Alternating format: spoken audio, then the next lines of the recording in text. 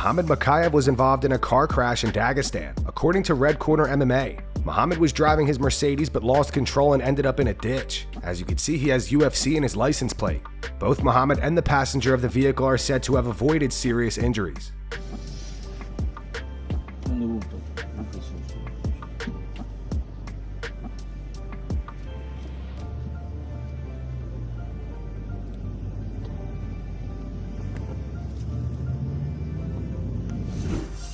Francis Ngannou vs. Renan Fajeda goes down at the PFL Super Fights event on October 19th. The two had their first face-off today after the press conference. During the presser, Francis responded to Dana White's recent remarks, saying that Francis was the one who didn't want to fight Jon Jones. Francis believes Dana just tries to control the narrative, and that he was the one requesting to fight Jon.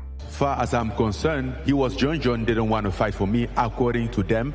And so many times that we sit down on the meeting, I'm like, oh, it can happen. Jon Jones doesn't want to fight anymore. You know, like he lives in Albuquerque. He doesn't, he lives his small life. He has a lot of money in his bank account, you know. So I think the guy who controls the narrative can say whatever he wants. But that's just the narrative. I was the one requesting the Jon Jones fight, but I didn't want that like a, I don't know how to say, like a trap to get into some deal and get to something that I didn't want, you know. I want things to be straight and square, you know. So if, yes, I wanted to fight Jon Jones, but in the good condition, not just to fight, to be payout. Ilia Topuria expects to KO Max Holloway in the first round at UFC 308. Ilia says he does have respect for Max, but believes he is just way better than him. Speaking to MMA Junkie, Ilia said no, the BMF title is not going to be on the line. To be honest, I don't care. They took that decision, and at the end of the day, it's like, when I'm going to beat him, he can't say he's the BMF or however they want to call him. I'm just concentrating on my title defense and that's it. I don't care about anything else. No doubt about that. What makes me so excited about the fight is that no one can knock him out. There's no way I'm not going to knock him out. I will be the first one to knock him out because every time I watch him fight, I'm like, I'm way better than him. If you put me with him in kickboxing or boxing, even a chess match, I beat him. Whatever you want to do, boy, I can beat you. I respect Max Holloway. He's been a great fighter. He gave us great fights. He seems to be a good person. I respect him, but I don't know. I feel like I'm way better than him everywhere. It's going to be a complete masterpiece. You will see. I will knock him out in the first round. There is no doubts about that. It's going to be much easier than with Volkanovski because I considered Volkanovski a way more difficult matchup for me. He beat that guy 3 times. Daniel Cormier and Ben Askren have a debate in regards to Merab getting cut above his eye during training, which ended up requiring stitches. Dana White was heated over the situation and said it's next level stupid for Merab to reveal that kind of information before a big fight. Ben Askren doesn't see the big deal with Merab having a cut, and DC totally disagrees. I wanted to talk about this eye cut from Merab last night. I sure don't understand why you can't just fight with a cut. If you get a cut in training and you're willing to say, I'm willing to step into the octagon with a disadvantage, then what's the problem? Because you can't go into a fight with a cut, man. But give me a reason, not just it's a rule. Give me a good reason. It's a rule, man. The moment this fight starts, right, Merab Dvalishvili has a bad cut. The moment Sean O'Malley hits that thing, the cut splits even more. Now, you got a guy that is so limited from the very start of the fight that is not out fighting. Well, it's not limited. Okay, so if your eye is swollen, if it's over here, that's not going to affect you. Are you crazy? Listen, I've been in fights. I had cuts. Have you not been cut before? If it's up here where it's going in your eye, if it's over here, it's going to drain this way. It's not a big deal. Man, I am trying to tell you, when I fought Alexander Gustafsson, I had a cut here and a cut here. Yeah, the ones over your eye, those are the ones that affect you. But every single time it touched it, it just felt like somebody was pouring alcohol. Yeah, but that's just because you're not very tough. No, dude, that have you ever cut the fight? Yes. It hurt so bad. It didn't hurt you? But it's a fight. The whole point is to hurt them. They'll probably maybe not spar for, I don't know. But that's the problem. You gotta spar. But not that long. You have to be sparring, especially to fight a guy like Sean O'Malley. Yeah. You gotta be sparring, man. Aljamain Sterling believes that Dana White overreacted regarding Merab's cut. Aljo reposted the clip of Dana calling Merab stupid. He wrote, everyone is making a much bigger deal over the little cut, even the boss. Merab shares his stories of training camp, the good, the bad, the ugly, and people love him for it. There's nothing stupid about it, period. He's training. He will show up September 14th like he always does. Is this about betting lines? Is this about fight cancellation? Respectfully, this reaction was a bit over the top in my humble opinion. Robert Whittaker discusses what's next for Tai Tuivasa after his loss to Jairzinho Rozenstruik at UFC 305. Tai is now on a 5-fight losing streak. Rob believes that Tai needs to take a step back from the game, reassess and work on his craft. Yeah, I don't know. I think we need to see Tai, because Tai's pretty young still. I think Tai needs to step back from the game for a little bit, assess the situation, and just work on his craft. Because he's got the power. He just needs to sharpen his skill set to get around dudes like Rozenstruik, to counter dudes that can take him down like Almeida. It's tricky because the top 10s is a hard place to be, right? But anyone lower than that, he starches, man. Then that's the discrepancy with the heavyweight division. So Khalil Rountree is not planning on shooting any takedowns against Alex Pereira. The two are set to fight at UFC 307. Khalil is confident that this fight will not disappoint fans. Speaking to the Schmo, Khalil said, "So check this out. In my career, I've never shot one takedown. That's not in my plans, right? I'm here to put on an amazing fight for the fan. This one, regardless of what anybody says, this is a fight for the fans. I think with my style, with his style, this fight is not going to disappoint. So I'm there to do what I do, to do what my fans and everybody knows that I'm capable of. And all I can say is expect a banger, man. I come out there, I put on performances that I put on. It's always exciting, it's always violent, so they can expect that and even more. And at the end, a belt around my waist secures it all. I'm f***ing happy, man."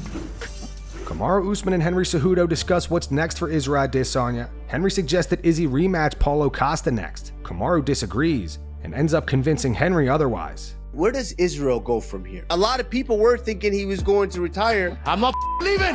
Well, you saw him at the end. He said, "I'm not leaving. I'm not leaving." Maybe he gets a fun fight, does a rematch with Paulo Borrachinha, because stylistically he's done it already before. Give him new blood. Give him something that's going to be intriguing. There's intriguing fights right now. You've got the Imavov. You've got Khamzat Chimaev. The top 5 middleweights. Sean Strickland number 1. Israel Adesanya, who's number 2. Robert Whittaker at number 3. Imavov, yeah, you're right, at number 4. I like that. I think screw everything that I just said. I'm with you, Kamaru. That's a fantastic fight. Both guys are strikers. He waits and sees what happens with the guy like Sean Strickland. If Sean Strickland wins, the UFC's giving him that rematch. Sean Strickland does not think Alex Pereira will actually return to middleweight. In an interview with ESPN, Sean said his big ain't going back down to 185, dude. As a welterweight that moved up to 185, once you get used to that weight class, the thought of going back down sounds miserable. I think Alex should fight Dricus du Plessis at 205 any day of the week. Any day of the week. He sits at 205, 100%. I remember seeing Alex for his last fight at middleweight in the back room, and he looked like death. I went to say hi to him, he looked like death, to the point where I'm like, man, this ain't good for you, dude. Go up. 205 he'd do in a heartbeat, but 185 I can't see him doing that. Luckily for us.